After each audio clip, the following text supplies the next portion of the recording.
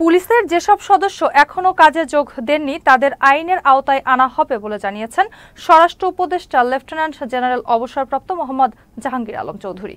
সচিবালয়ে স্বরাষ্ট্র মন্ত্রণালয়ের সভাকক্ষে আইন শৃঙ্খলা কমিটির সভা শেষে সাংবাদিকদের কথা জানান তিনি।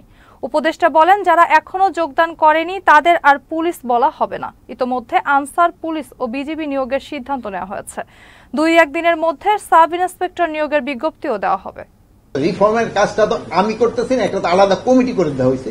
ওই কমিটি কাজটা শুরু করবে। ওই কমিটি রিফর্মের তারা একটা আমাদের কাছে রিপোর্ট দিবে, ওই রিপোর্টের উপরে বেস করে রিফর্মটা হবে। এখন পর্যন্ত তো কমিটি তো রিফর্মের আমাদের তো কাজ তো দেয় নাই এখনো। এর আগে আমি বলছিলাম 187 জনের মতো ছিল, এরপরে আর আমার মনে হয় কেউ যোগদান করে নাই। যারা যোগদান করে নাই তাদের আইনের আওতায় আনতে হবে। তারা আমাদের কাছে এখানে মানে কি বলে, আর তারা আমরা পুলিশ বলবো না, তারা আমাদের কাছে এখন ক্রিমিনাল হিসাবে গণ্য হবে।